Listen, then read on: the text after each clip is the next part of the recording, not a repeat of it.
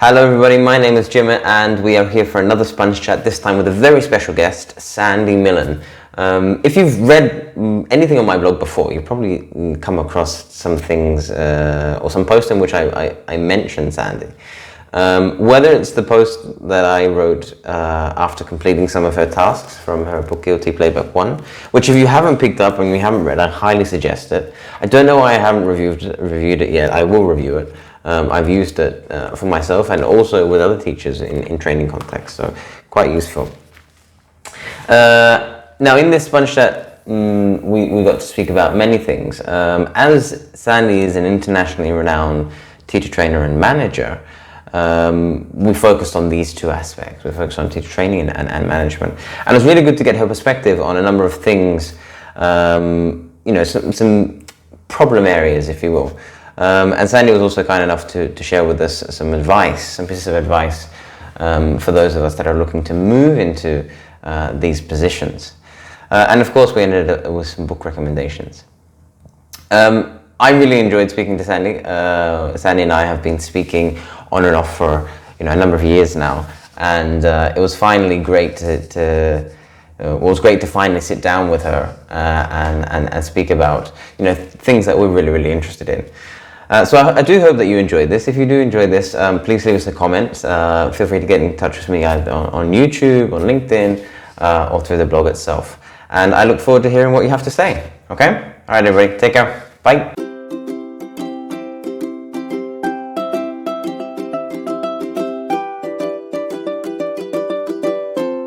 Hi, Sandy. How are you? Hi, Jim. I'm good, thank you. How are you doing? I'm great. Now you're actually in Reading at the moment, right? Yeah, that's right. Yeah, in the UK. And I remember you mentioning it's freezing at the moment. Yes, it is very cold. I've got lots and lots of layers and scarves on, even though the heating's on. I'm in Zaragoza in Spain, in North Spain, and it's notorious for being freezing. But the last few days have actually we've had like 17 degrees in winter, which is like unheard of. That's really odd. Yeah, it was really nice over New Year, but it's definitely gone cold over the last few days. Yeah. I'm my Australian blood just like hates the cold. Yeah. But when you were in Bydgoszcz, that must have been cold there as well, right? Yeah, I mean, it was, but it was a dry cold, and that makes a big difference. Yeah. And lots of people also think that's in Poland. If anyone's watching and doesn't know where that is, lots of people also think of that as being quite snowy. But I was there for 6 years, and it wasn't really that snowy until my final year because climate change.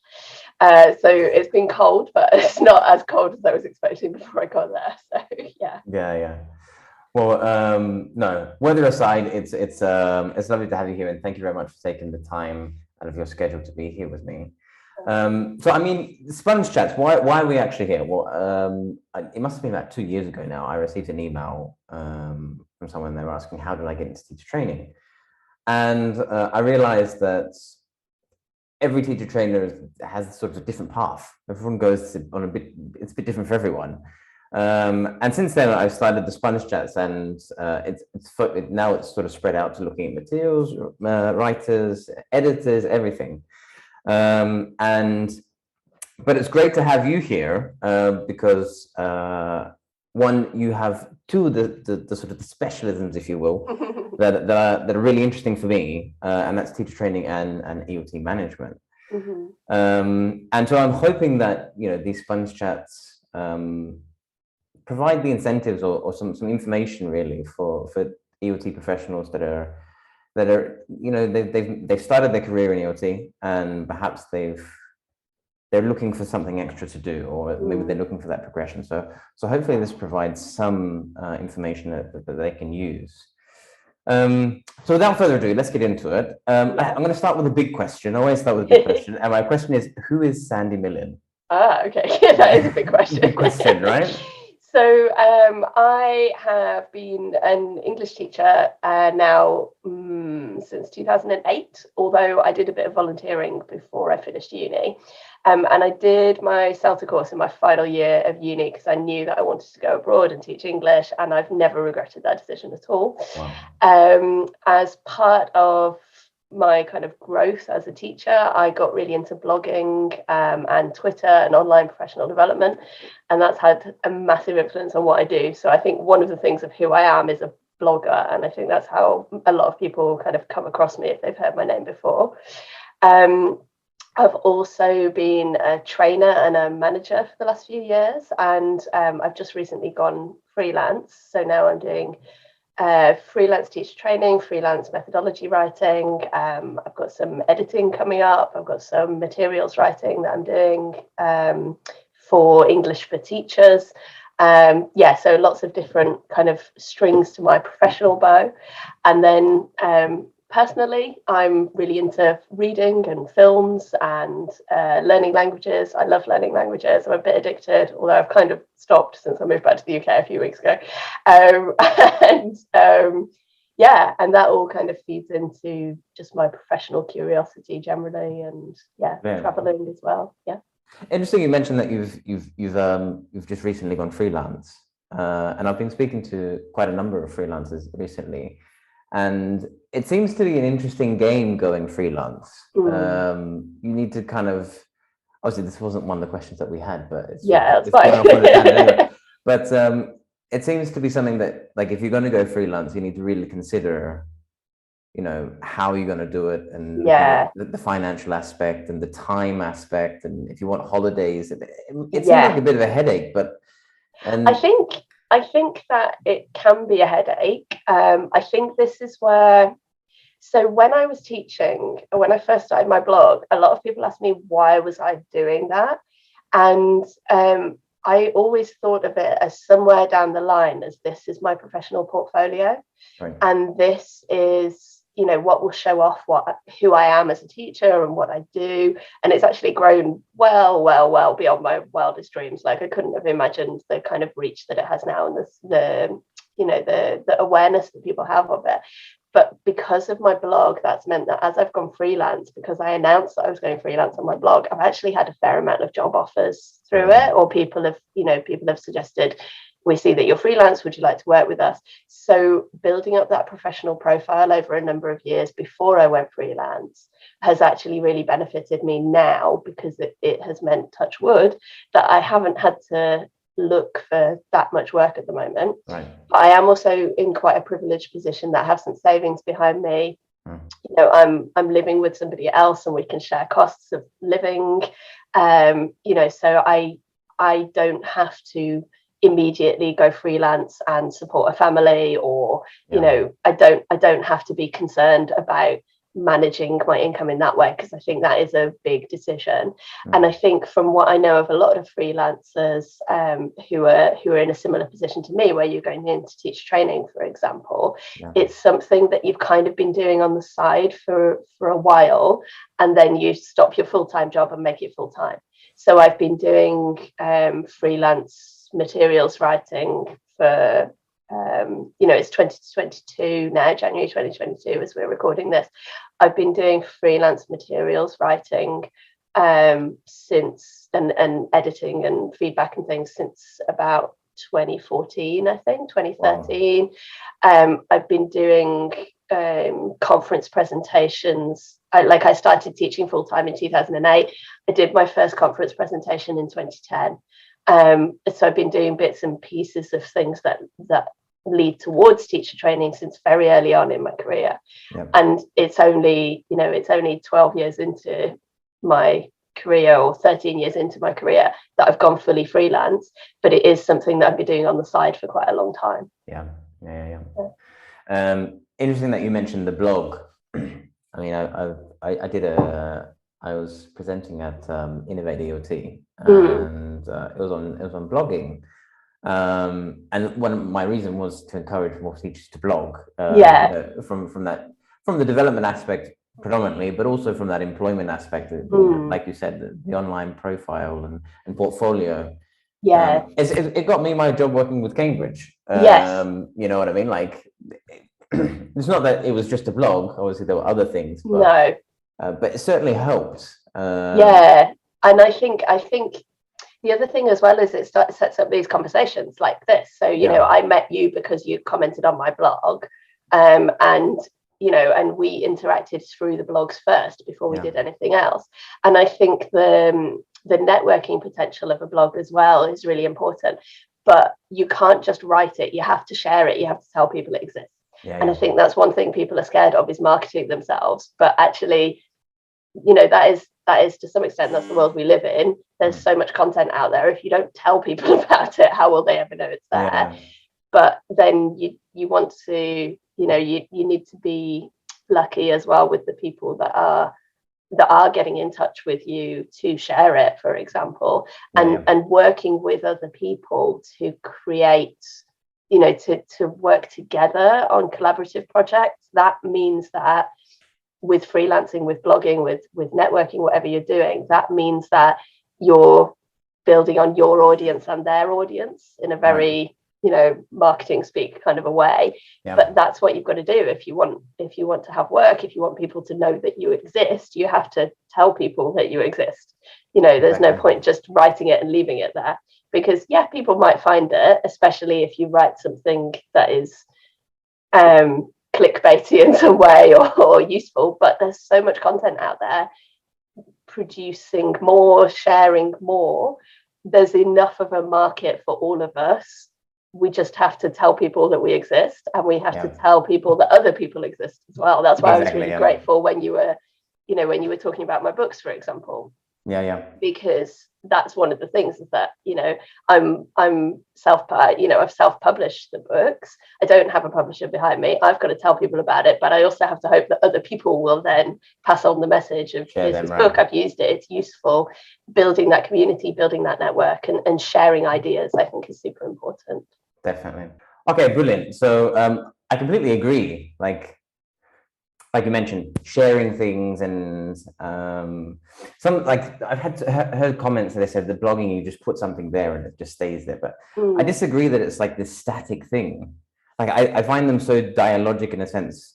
Like I commented on your blog, and like many other people that have taken Delta or the Dipti, so they'd probably focus on your blog as well. But even on mine, like I get lots of comments and networking all the time. Well, and I think it doesn't necessarily even have to be comments, because I definitely noticed that when I first started, there were more comments, and I think people comment less now. I still try and comment on people's blogs, but I don't always do it. But I think that the dialogue comes in other ways as well, of like seeing who shares what. And you might write a post that makes me think of something, so I write a post, or even by sharing the ideas, we can open dialogues in our staff room as well. Like we don't know, like I'm always quite amazed when people come up to me and say, I saw that thing on your blog and I did this with it. Or, it's not always obvious from looking at the blog what effect it's having elsewhere, for example. Which is why I would encourage anyone watching this, please do comment on blogs. It's nice to know. Please do tell us about it. But it's not, I feel like it's much more conversational than reading a methodology book, for example, definitely. Even though you could write the same things in there. It's not the same kind of interaction, because you can get that kind of feedback from it. And I mean, it's also like I came up with three categories for blogs. Like, I can't remember what I wrote down now. But basically, like, people like have blogs for materials where they're quite creative. Blogs like yours, which like a bit of a mixture of everything. And then you have like blogs that are quite informative, like EUT Concourse. So it's not really a blog, it's a website, but there are or like Philip Carr, for example, with adaptive learning in ELT, for example. There's information and reflection on that information. So I mean, your blog can be anything, really. I was speaking with one of the Spanish with Teresa Beswick, and she uses the blog simply for conference notes. You know what I mean? Like, it's easy to retrieve. Well, and it's like, I suppose another dialogue that you have is it's a dialogue with you about your past self as well. Because, I've been blogging for over 10 years, 11 years now. Wow. I can't remember. I've been blogging for quite a long time. Like, I think it's 11 years now. And like looking back at my posts from like my third year of teaching, when I first started out as a teacher trainer, like quite often I've got to the stage now where I like dump things out of my head onto the blog so that I know that it's searchable for me in the future. Like, it's great if somebody else can use it, but partly it's there so that I can just go onto my blog and type in a search and go, writing activities, for example, and go and find some activities that I used in the past, or just interesting things when you're thinking about, how did I feel when I started out as a DOS? I was a DOS for 6 years. Like, I can't possibly remember at the end of that process how I felt at the beginning. So when I'm training the next person, being able to look back at how I felt and what I had trouble with and what questions I had, and look at that and think, okay, so what training might my successor need in that position? That kind of stuff I find really useful as well. Or when I became a CELTA trainer, I wrote like questions to ask when you freelance on a new CELTA course, for example. When you go into somebody else's CELTA center, what do you need to find out? Because I noticed I kept having the same questions and I wanted to remember them myself, but I could store them on my computer, or I can store them on my blog, and then maybe somebody else can use them as well, or they can add their questions, or and that's so, as you say, like the blog can be anything. For me, it's kind of turned into a general dumping ground of like reflection, thoughts from my head, activities.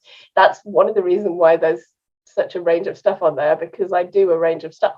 So but it's also, I think the other thing with blogging is that people quite often feel that they have to write a certain amount, or they have to put stuff on there. And I always say, only write when you feel like it. Like, nobody's forcing you to do it.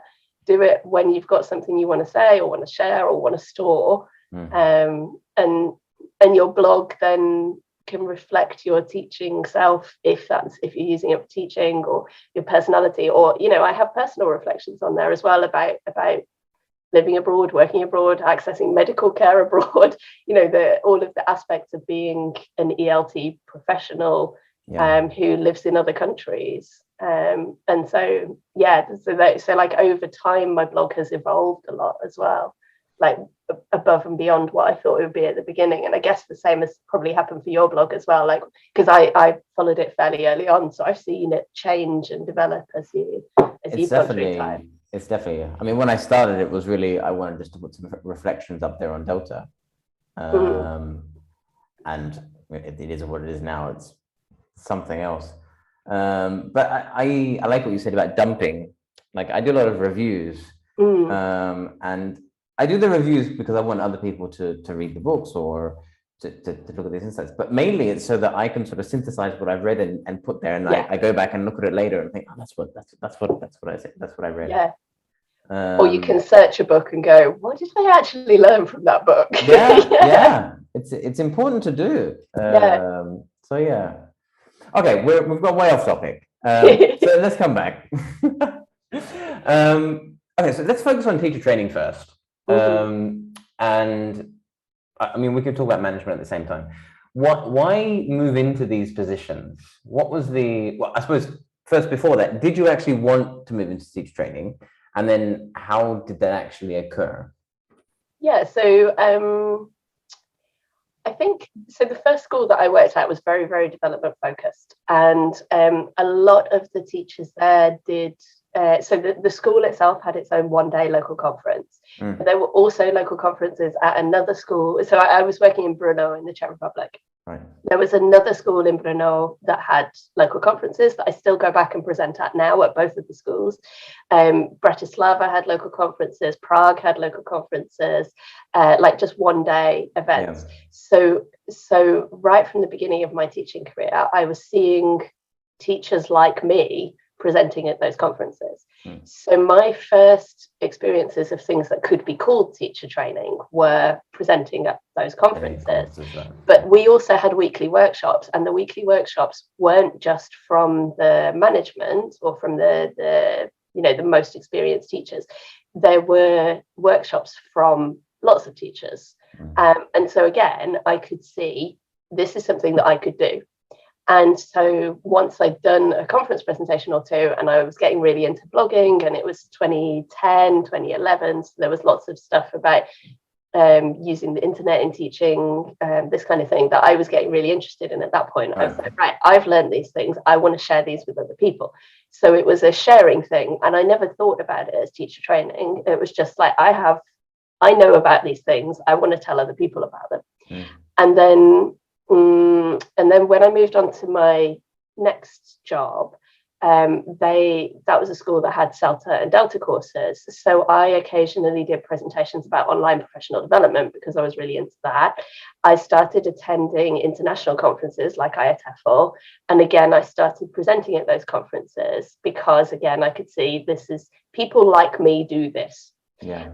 And so I was like, right, well, if they can do it, I can do it. And also I discovered at that point, well, I think I already knew this, I love presenting. I'm slightly weird. I don't get nervous about presentations at all. I really enjoy doing that kind of thing. I enjoy doing things like this as well. Like, I don't get nervous about it. I like sharing experiences and having conversations because that's where I learn, from that dialogue. And so those first steps of teacher training, I didn't think about as teacher training. It was just attending conferences, doing a workshop. Like, formally, like, having the name of teacher trainer, having the title of teacher trainer came as I was finishing my Delta course. I became the DOS at a very small school. So I was organising the workshops or running the workshops. So I was doing teacher training that way, but it was a very, very tiny school. And I was trying to figure out how to do observations, but I didn't really know what I was doing. I was like making it up as I went along. But at the end of that year, I was trained up as a CELTA trainer. Right. And that, I think, was when I started to think of myself as a teacher trainer, because I'd had official training, how to observe, how to give input sessions.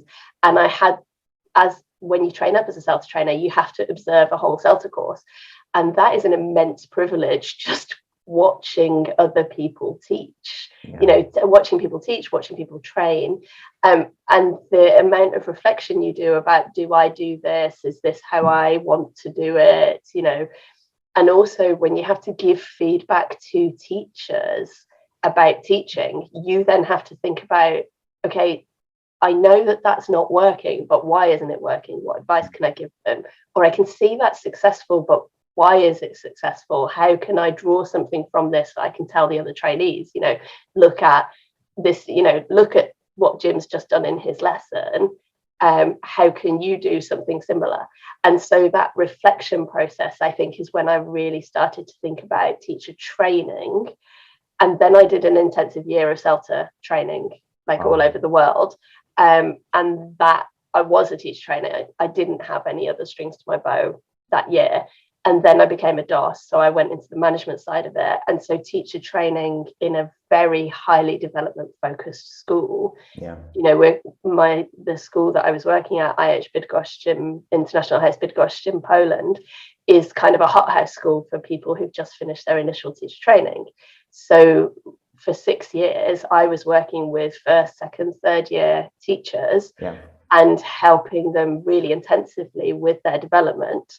So I would say 50% of my job as a manager in that school was teacher training, was observing, supporting teachers, running lesson planning meetings, doing workshops, and also supporting the rest of the senior team. So management training, training people how to observe. So then I had to think about, what am I doing as an observer? How do I teach other people how to do this? Mm-hmm. And then formalizing all of that by doing the NILE, the Norwich Institute of Language Education, the NILE MA module in trainer development. So getting theory behind what I was doing, the same as my Delta put theory behind my teaching.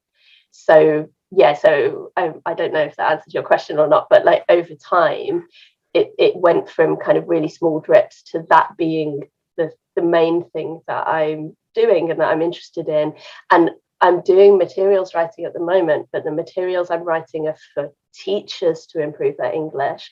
And what I've realized I'm really interested in is methodology writing, methodology support. And I think some of that comes from my blog, because I've seen how teachers use what I've written on my blog in their own classrooms. And I'm interested in continuing that conversation of how, not just how can I help some students to learn, but how can I help teachers to teach better so that they can help students to learn better? And how can I help?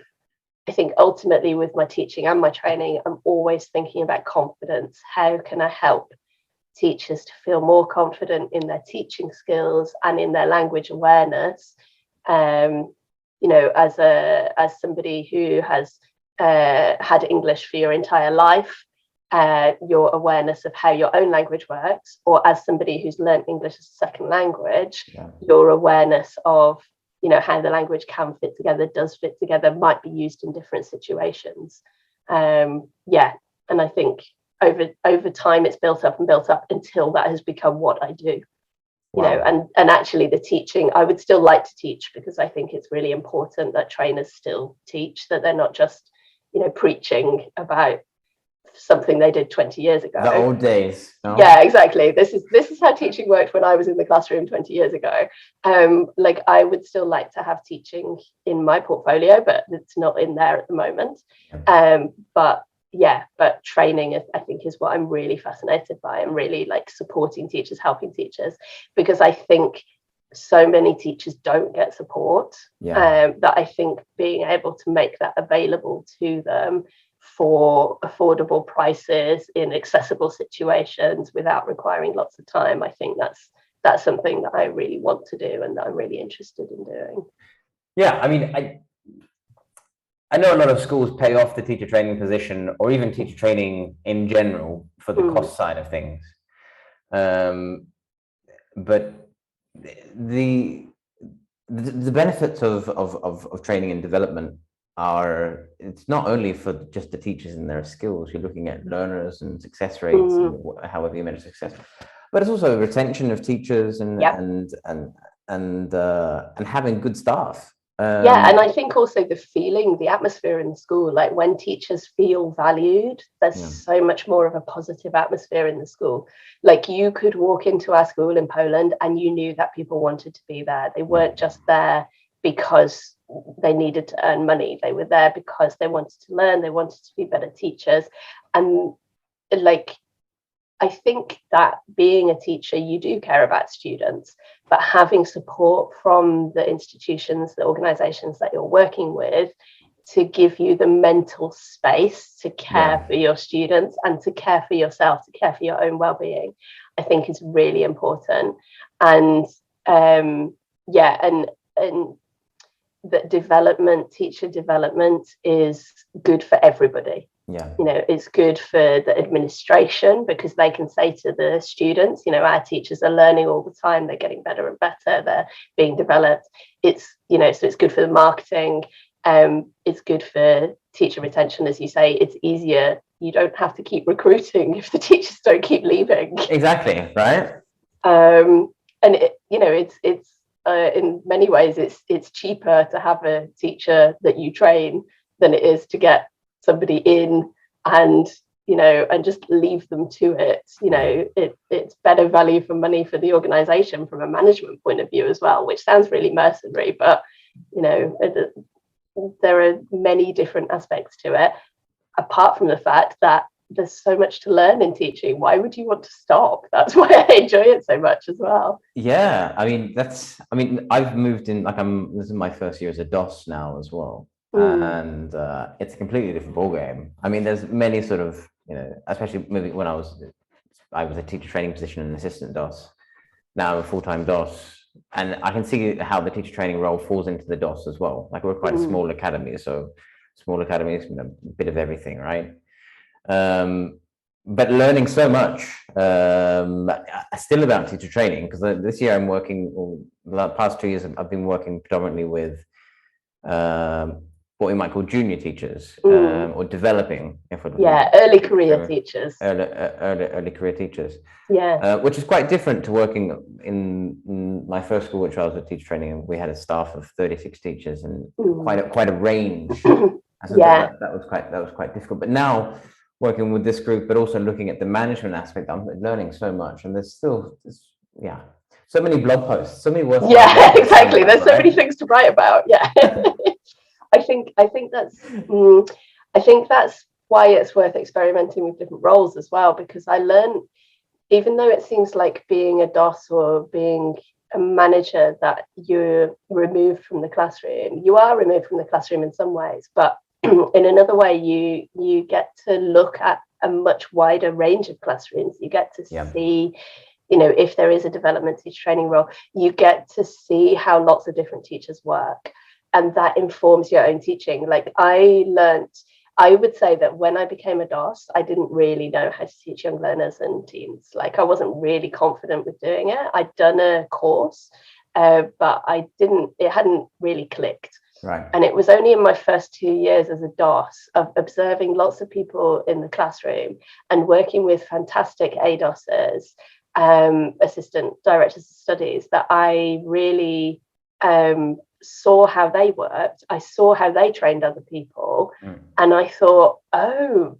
that's what I'm missing. That's what I'm not doing. Yeah. That's what I'm doing that I shouldn't be doing. and then something clicked. And then because I was in a position where sometimes I needed to do demo lessons for teachers, sometimes I needed to step in and teach a class, I had to think about what I was doing as a teacher of young learners. And now before that position, I would have said that, please give me one-to-ones, followed by adults, followed by young learners, followed somewhere down here by teenagers. Right. And now I'm like, absolutely give me teenagers, because I understand how to teach them. I really enjoy teaching them now, but I had to step away from it and watch other people, right, and be in that management position, that advice giving position, to have the space to reflect on it. Yeah. Because even though there were lots of other things going on in my job, I wasn't doing so much teaching, so I wasn't spread thin with my reflection on my teaching. Yeah. I could really think about, and I say think about, I couldn't necessarily work on it. I didn't necessarily have time to work on it, but I could spend time thinking about what I was doing with my classes. And when I was only teaching 1 or 2 classes at a time. So I think it gives you different insights into teaching. So even if, I could see now, if I went back into a school, then I wouldn't necessarily want a management position. I might want a teacher training position, or even full-time teaching for a little bit to just build on what I've learned. Because actually, really, I haven't done that much teaching over the last few years. I've only ever had 1 or 2 classes at a time. And I've learned so much about teaching, but I haven't had the opportunity to put it all into practice. But so even if, anybody who's watching this is thinking about management, try it for a couple of years. If you don't like it, you can always go back into the classroom, but you'll learn so much in the process. And also learning about how a school works, how a school fits together. I think I'm much more realistic about what my demands on management might be in the future, based on knowing what the limitations of management are, what they can and can't do. Yeah. That's definitely true. All right. I completely agree. Learning so much. It's a privilege to observe teachers. It really is. And that's one of the first things I say to them after in observational feedback. So it's been an absolute privilege to go into your classroom.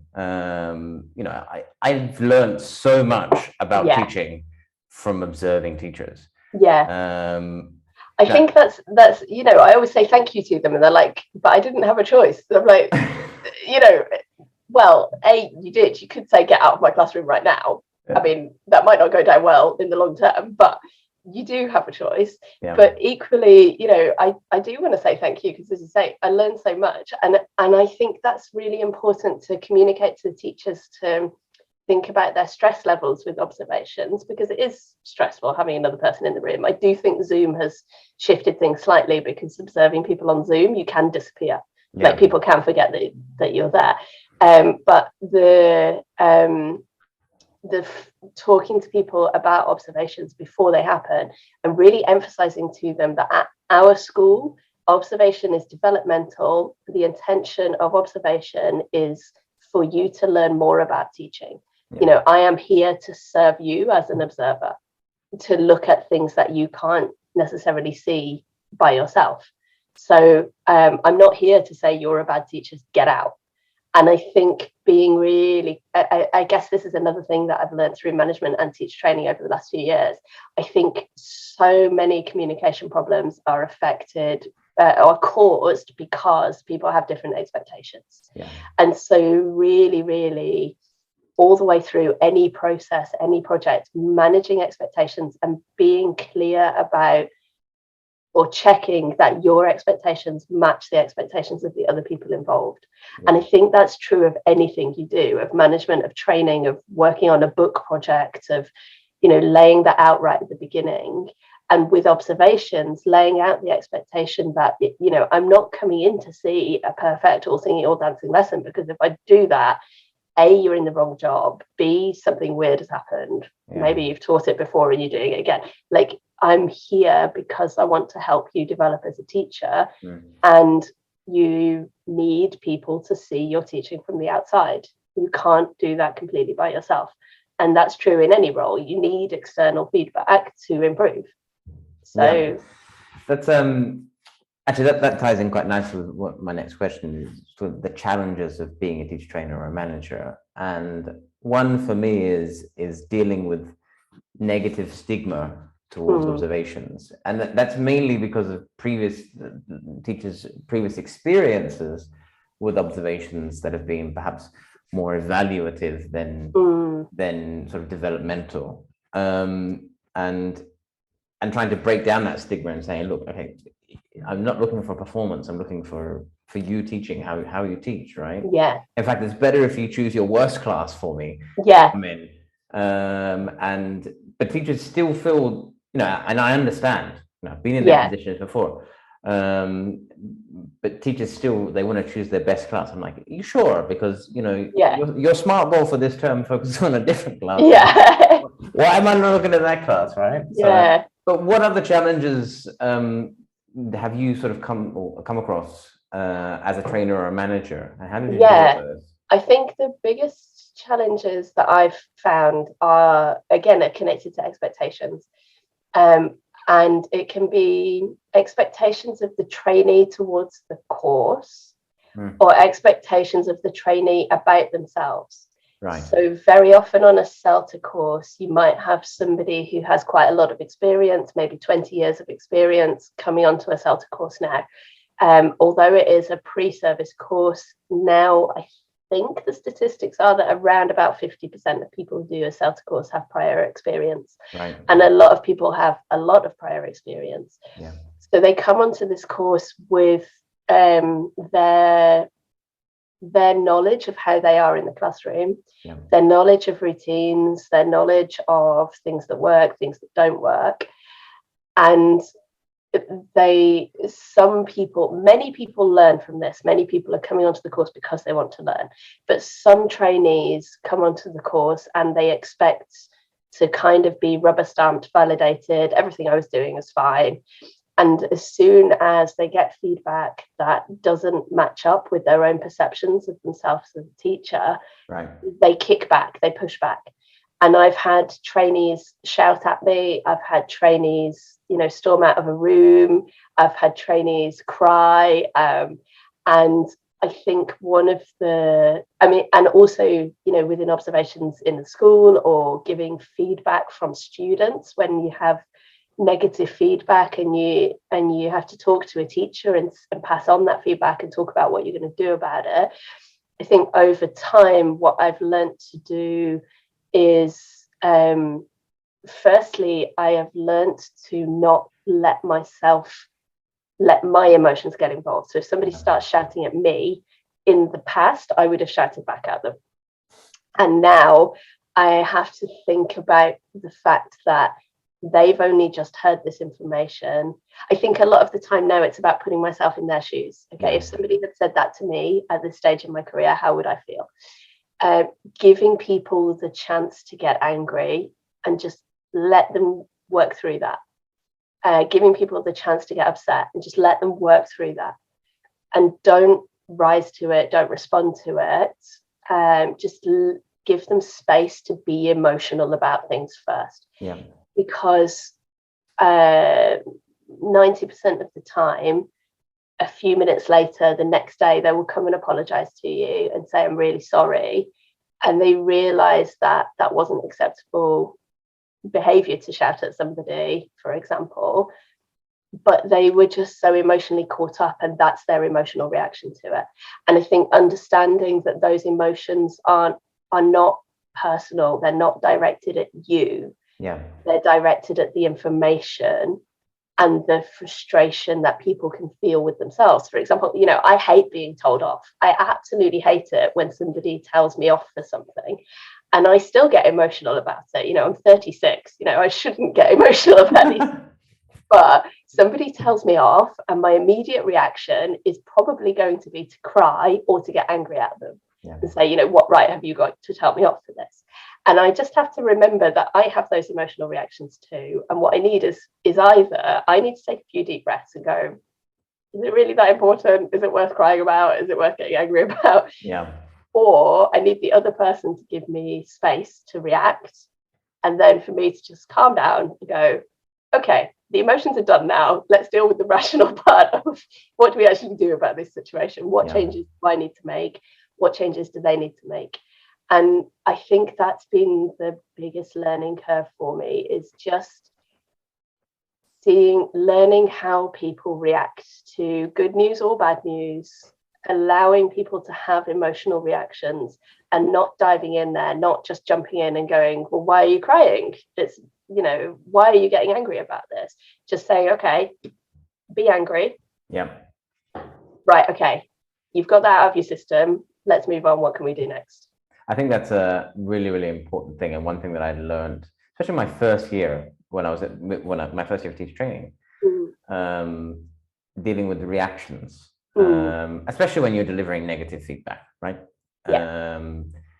And you know, I hate to generalize, but I found that when you deliver negative feedback to, for example, early career teachers, as you put it before, they're usually quite receptive to it. But if you're dealing with teachers with many, many years of experience, I found that it's actually much harder to deliver that, because the reactions are usually quite a lot more negative. And I've had to reflect and look at the situation and go in there with an action plan. Like I can remember I've rehearsed what I was going to say with other management staff before. And I think rehearsal, but also like planning what actually is the core of what I need to say, and having that planned before I go in. I'm not just ad-libbing. I've really thought about, you know, if you have to tell somebody on a CELTA course, for example, that their lesson is not to standard, the first thing that you're doing when it's not to standard is you're discussing it with all the other trainers and going, is it really not to standard? Do I have to do this? Yeah. You know, you're looking, and then you're going, okay, so what is the bare minimum that I need to communicate to this trainee to make sure they don't find themselves in that situation again? Yeah.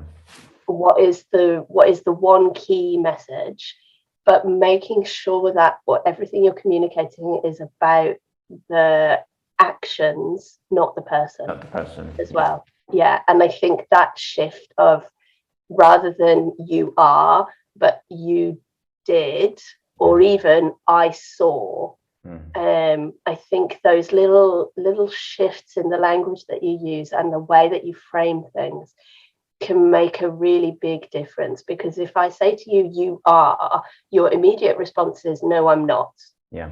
If I say to you, you did, your response might be, well, I don't remember doing that, or I didn't do that.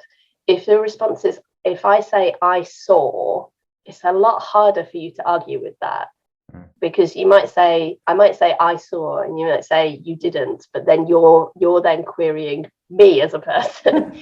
And so making it as, you know, I saw, or, you know, these are facts of, well, not even facts, because it's all subjective. These are events which happened in the lesson.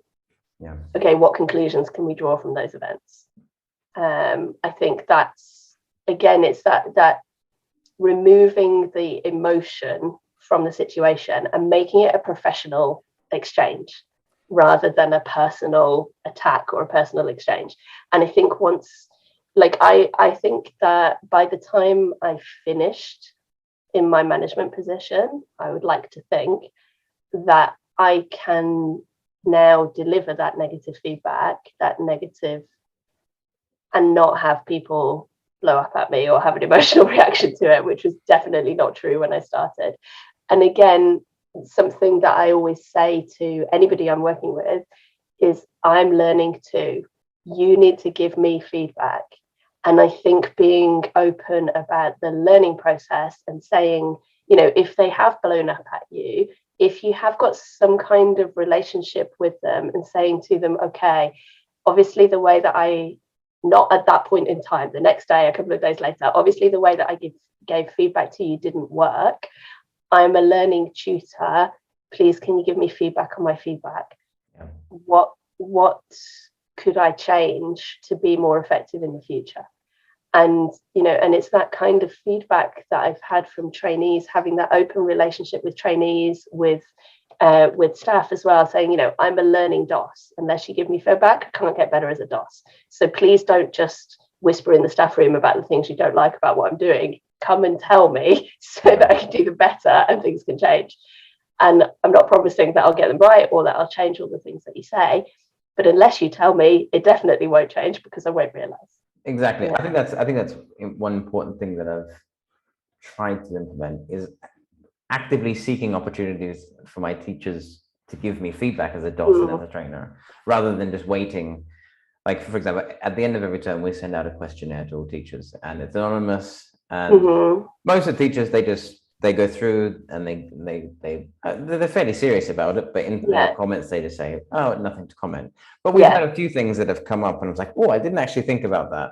I mean, I don't know who said it, but we've acted on it.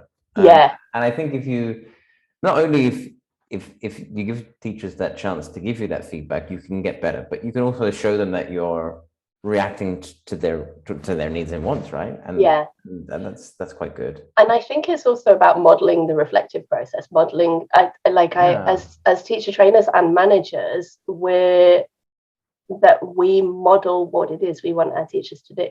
So if we want our teachers to develop, then we should be visibly developing too. If we want our teachers to take feedback in a reasonable, professional way, then we should also take feedback in a reasonable, professional way. Yeah, definitely. And we should seek feedback. Like teachers in a development focused school, teachers are forced to get to feedback in ways like, through observations, for example. Well, those systems need to be in place for the management team as well. Definitely. There must be feedback coming back to the management team, because it should be a learning school, not just learning individuals, and I think that development focus is part of the culture of a whole organization. It's not just, you can be an individual who is development focused, but if you want your organization to be development focused, it has to be across the whole organization. You can grow it from one or two individuals, and it might take time to get there. Like, you might have to be patient with it, but really it does need to be across the whole organization, the whole institution. But the best way to do it is not to tell people about it necessarily, is to model doing it and show what you're learning and show the progress and show your openness. And people will come with you because they want to be on that journey with you, hopefully. Yeah, exactly. And I completely agree with what you said. You nailed it on the head there. I suppose if I were to touch on one more thing with being a manager, as I mentioned, this is my first full year as a DOS, really. Are there any other challenges that are sort of stuck out as specifically for being a DOS or an assistant DOS, not focused specifically on teacher training? I know that overlaps quite a lot, but is there anything that's quite specific to being a DOS which stood out as quite challenging? I think the biggest thing is managing your time and managing your communication about your time. Right. So I think when you're a DOS, you've got lots of different balls to juggle. And I think rather than, for example, promising to do something and then getting really stressed about not having time to do it, you should reflect on how you're using your time each week and set aside time to do particular things. Think about, so for example, I always had a week to view paper diary. Right. And I got a small diary so that there was a limited amount of things that I could write on there. And over time, I got more realistic about how many things I was writing on there. Put in there, right? And I would say to people, you know, somebody would come to me and say, can you do X? And I would look at my diary and go, yes, but not until next Tuesday. And if they said to me, but we need it by this Friday, then I could look at my diary and go, okay, well, wait a minute, I need to go and speak to person Y to rearrange this for next Tuesday, and then I can use the time I had dedicated to them. And I think being really clear about how much time you have available and ring fencing time to do particular things. So I had signs on my office door, for example, whenever the door was closed, within my working hours, there was always a sign on the door. For example, it said, please come back later. Please knock and wait for an answer, because the school director would sometimes knock and just walk straight in. Or I'm not here at the moment, I'll be back soon. And so teachers knew why the door was closed. And if the door was open, then I was available. And that meant that if I needed to concentrate on something, or if I was speaking to a teacher and it was, you know, and it was something private or it was something emotional, or the sign changed on the door, so nobody interrupted us. And another thing that's kind of connected to that is I always have a box of tissues in my office, so that if somebody does come into my office and they're crying and the door needs to be closed, there's a box of tissues for them. They can tidy themselves up before they leave the room. It's just little things like that I learned over time. And so like being, again, it's about expectations, managing expectations. So you're talking about your time management. If people expect you to be able to fit everything in, that is unrealistic. So you need to help them to manage their expectations of what it is you can achieve within a given amount of time. Yeah, brilliant. And I think expectations and communication for me are the biggest things of any job, but particularly of management, because people can resent you if you miscommunicate, don't communicate, don't manage their expectations. And working with people who don't like you, or working with a boss who you don't like, is really hard. So that helps to maintain a positive, realistic atmosphere. I was at AFEA, the online AFEA conference this year. Lisa Dole gave a talk, and one thing that she said sort of has stuck with me, with management in mind. She said, the to-do list is never going to be complete. So your goal is not to complete the to-do list, it's to manage it. Yes, exactly. And I think that's one thing that that sort of changed my mentality, because I was always going to the day and like, I have to do all this stuff today, I have to get there. And just it never finishes. Never finishes, all right?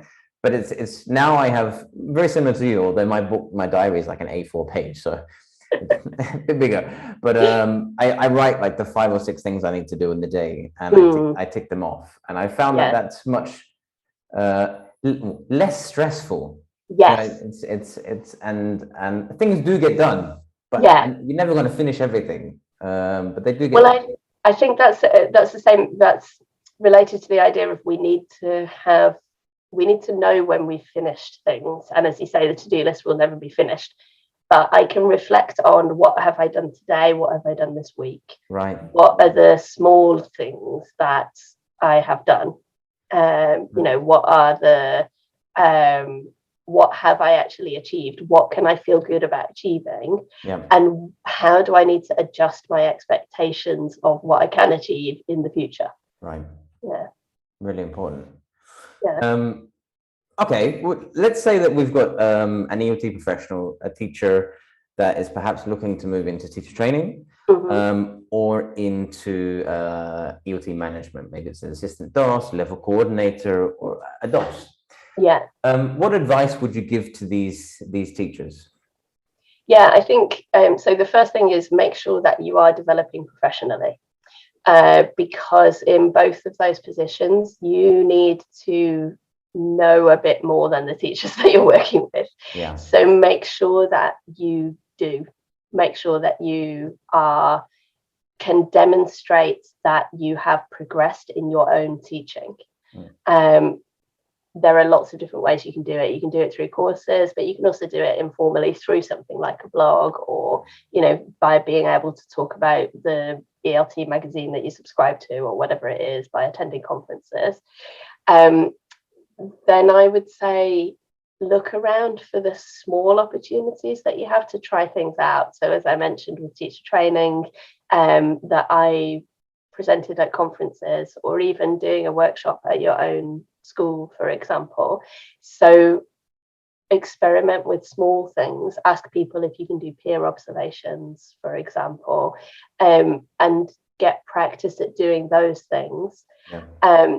With management, it might be things like offering to run or to organize an event at your school, or to organize a club, or offering to organize like a teacher reflection group or something like that. So find small opportunities to try out the skills and to practice the skills. And then don't be afraid of going for a position. But if you don't get the position, ask for feedback about why you didn't get it, and find out what it is that you need to do to keep developing to get those positions in the future. You might be surprised, you might get the position, you might not get the position, but the feedback that you get can be really valuable in working out what it is that you need to do to get a similar position in the future. And keep developing all the time. Yeah. Speaking about development, but also as a trainer,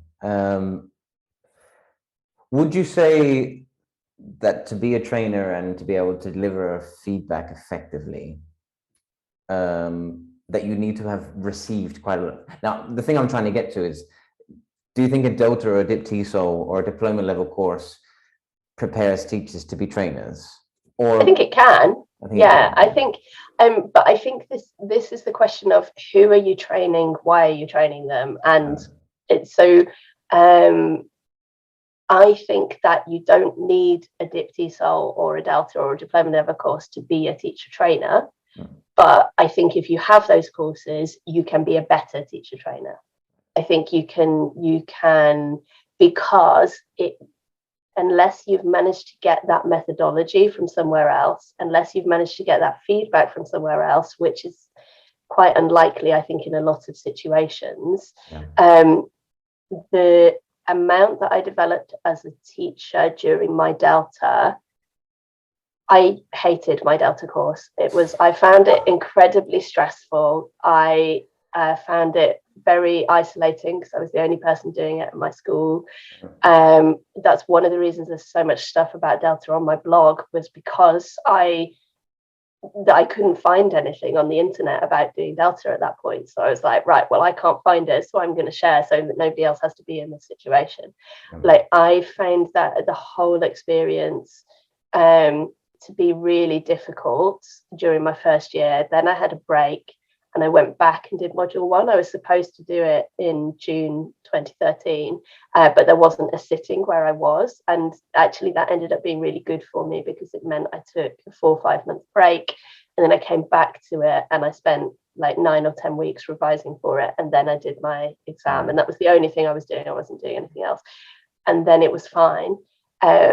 But I found the whole experience to be very stressful. But there is not a day that goes by that I don't use something that I learned on my Delta. Like the amount of learning that took place during that course, and the foundation that it gave me. Like, I think I'd read maybe 2 methodology books before I did the Delta. I had to read methodology. I had to think about my teaching. I got feedback on my teaching that was really valuable. I really learnt a lot about the process of being trained. Yeah. So I think as a trainer, like being a trainee is an important experience wherever you get that trainee experience from. So now, as a trainer, I've been on many different courses, many different formats, face-to-face, online, synchronous, asynchronous. And when I train other people, I can draw on that experience of being a trainee. The same as if you're a teacher, I think that you should learn a language periodically from scratch to remember what it's like, or go to some language classes to remember what it's like to be on the other side of the table. And I think that's what a Delta or a Dip or an MA gives you, is that experience of being on the other side of the table. And again, what are your expectations? What are your expectations of being in that situation? So I don't think you have to have it. I don't think you need to wait until you've got a Delta or a Dip TESOL to take your first steps in training. But I think if you're serious about being a trainer and you want to make a career out of it, then I think you have to have a diploma level qualification. Yeah. I second what you said. I think for me, especially in module 2, where your teaching is put under the microscope, and it's not only the feedback that you get, but it's almost the forced reflection. You need to, otherwise you don't pass. You need to reflect on what you're doing. Right. And I think that sort of that introspective element of Delta, and then receiving feedback from people that are very, very, very, very knowledgeable and know how to deliver feedback. As a trainer, I reflect back on those feedback sessions now and think, okay, I need to sort of emulate what they were doing. And so that for me really, really helped. But like you said, not a day goes past where I don't use something that I've learned. Okay, now speaking about sort of diploma level courses, you are on the Oxford TEFL team now. I am, yes. Which is absolutely amazing. Congratulations. Thanks very much. But you're also running your own Delta Module 1 preparation course. I am, yeah. And why? Why? Why? Yeah, so I'm a Dip TESOL. I'm part of the Dip TESOL team for Oxford TEFL, which is fascinating because it means I'm learning a lot more about the other diploma level qualification, because I didn't do it. I did support some of our senior teachers when they were doing it, but I'm learning about it in a lot more depth. But I said before that I found my Delta course extremely stressful. I strongly believe that you can learn a lot from Delta, but the way that a lot of people do it, they don't have the opportunity to learn it. So my course is called Take Your Time. And the point is that rather than cramming module 1 preparation into 6 weeks, 12 weeks, 2 weeks at the end of your module 2 course, whatever it is, you do it over a whole academic year. You do it slowly. You do it with a group of other people who are in the same situation.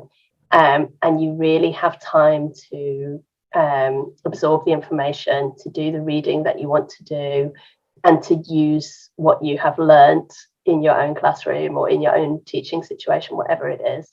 So the idea is that the course runs for 30 weeks over an academic year.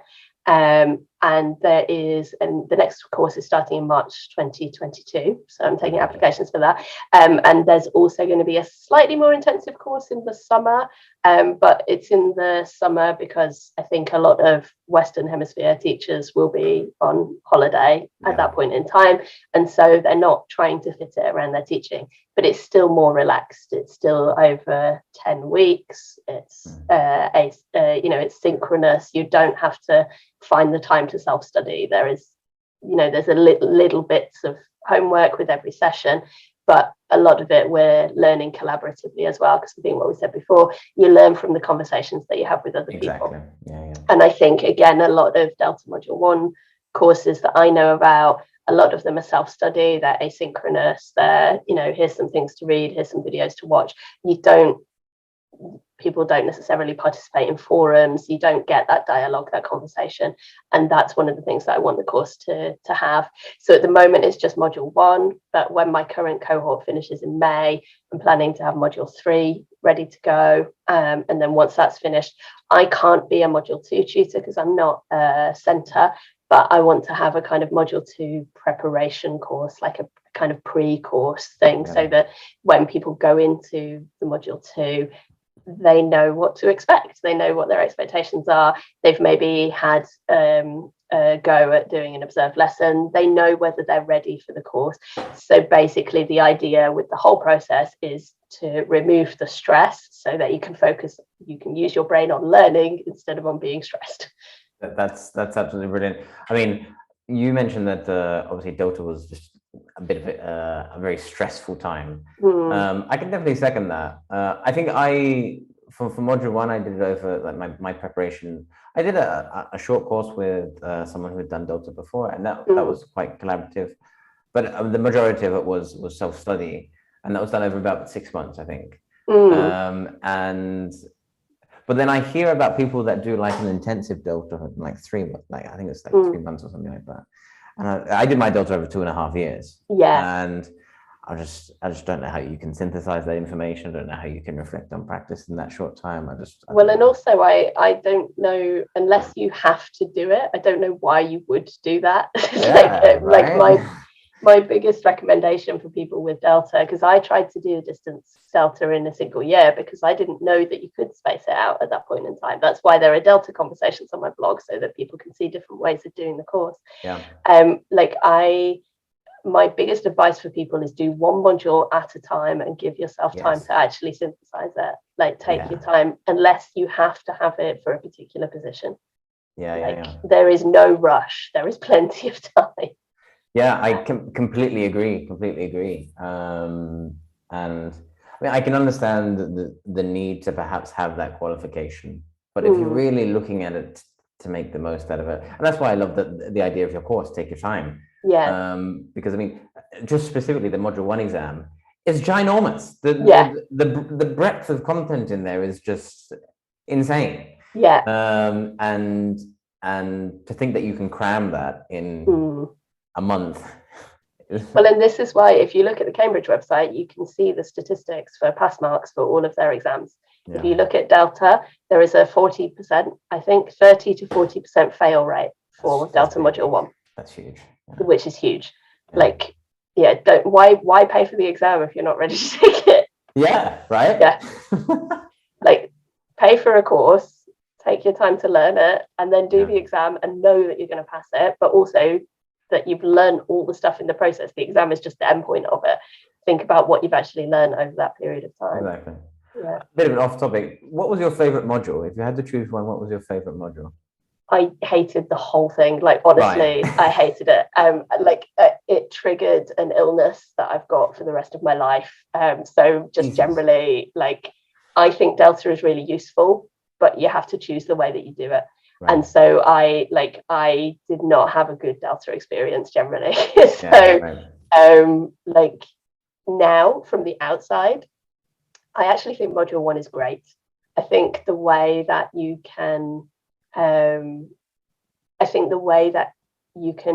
broaden your knowledge of methodology for module 1 is super useful.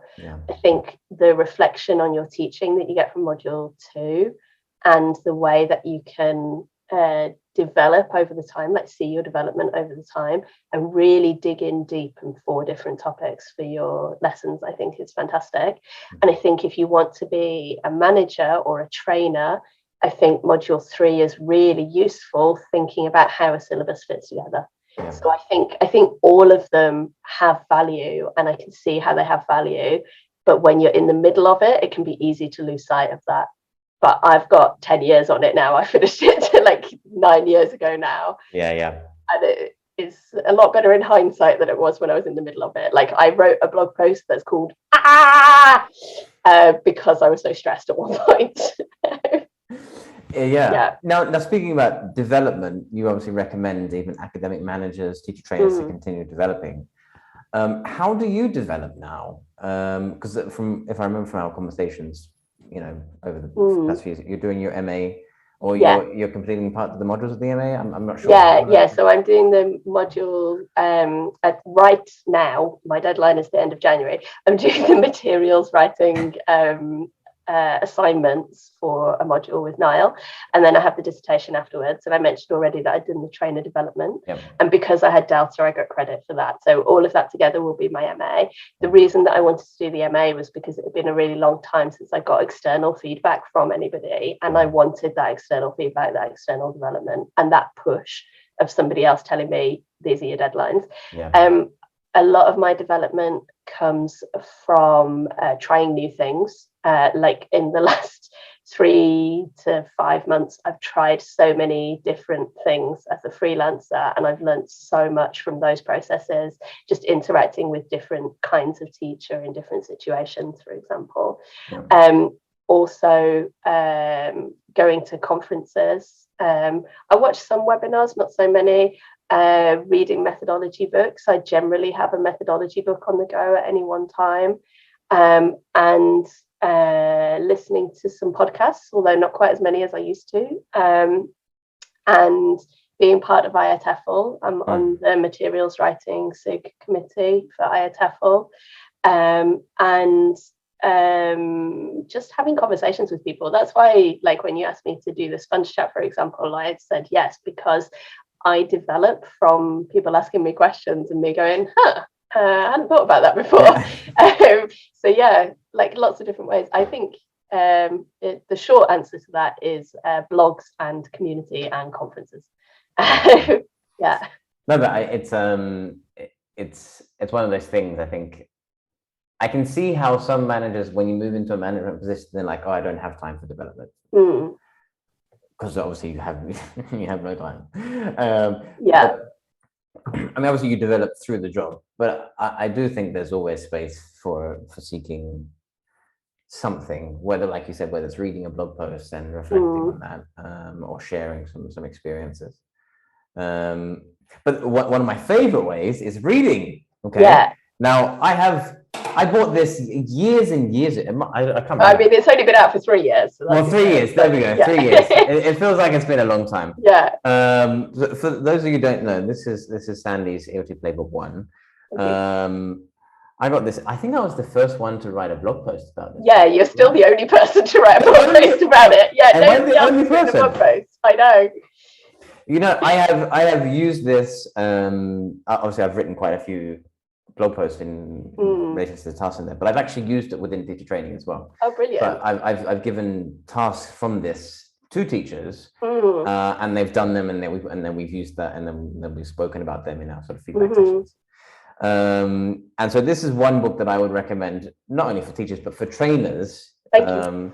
If you're looking for something to have that you can give to teachers with specific things, or if they're looking for development options, this is a brilliant book. Thank you. I also bought your training book, but I have to admit that I haven't had time. It's all right. I'm doing my MA at the moment as well. Yeah. I'm reading so much. Well, stuff. and so the idea for the training book as well is that for both of them, they're both like entry level books. So the training book can be for somebody who's brand new to teacher training. Oh, excellent. So it has things that you could use for presenting at a workshop, for example, or presenting at a conference or doing a workshop. Like, you don't have to be a teacher trainer to buy the teacher training book. Right. You know, like, even one of the tasks right at the beginning is, what is the difference between teaching and training? Yeah. So it can be like an entry level thing as well. Although hopefully it's useful for experienced trainers as well. The idea is as well that there'll be a whole series of these books. So watch this space. There'll be more of them when I'm not doing it. Good. Yeah. No, I had a look at some of the tasks. I was like, oh, I can't wait to do that. Oh, this is really interesting. But then I've got the MA on at the moment. Yeah. There's so much stuff. But my question then is, what other books would you recommend to perhaps future or potential teacher trainers or potential managers, academic managers within EOT? I would say that John Hughes' Practical Introduction to Teacher Training is super useful. I think that's really, really useful. I haven't read the ETpedias, but there's an ETpedia materials writing that I use quite frequently that I think is really useful. And I know that there are teacher training, and I'm pretty sure there's a management one as well. So I think the ETpedia are really useful for just having like an overview of different ideas. What else would I recommend? I think there is a teacher training book by Rod Belitho and Trainer development. Trainer Development. Yes, Yeah. this book. I think that was fantastic. I found that really useful, and I think that's useful for managers as well as trainers. I found that really accessible and really useful. That's a self-published book. Yeah, I think those are probably my like first go-to books, I would say. Definitely. I think the trainer development by Wright and Belitho is just like for how much it is like 13 euros or whatever. Yeah, exactly. And for the value that you get in that book is just it's one of the best. I used that book all the way through my assignments when I was doing the trainer development module, and it's changed some of the things that I do in teacher training. And actually, I should probably go back and read it again because it's like 3 years since I read it. I should probably go back and look at it again because I'm doing a lot more of that kind of thing now. Right. Just, I think if you open it and read like 2 or 3 pages of it, you're going to notice something and think, oh yeah, I should be doing that, or oh yeah, I forgot about that. Like there's, even if once you've read it, I think that's really useful. Yeah, I mean, and it was written like I think 2006 or something. Yeah, I'm not sure. Yeah. But still relevant. Like yeah, absolutely. It's just amazing. Yeah. Yeah. Well, I mean, we have spoken for much longer than what I had expected. That's all right. But so I think we'll call it there. You have been absolutely amazing, Sandy. Thank you very much. Plenty of information in there. Plenty of lovely advice. Thanks, Jim. And for people that are watching, I'll put links to Sandy's blog, course, and books. Thank you. In the blog post. Hopefully one of these days we'll actually get to meet up at a conference. Yeah, we've never actually met in person. No, yeah. in person, no. Over the phone and through this, yes, but in person, no. But it was lovely, and hopefully we'll talk soon, okay? Yeah, thank you very much, Jim. Thanks for the opportunity. All right, Sandy, take care. Bye. Bye.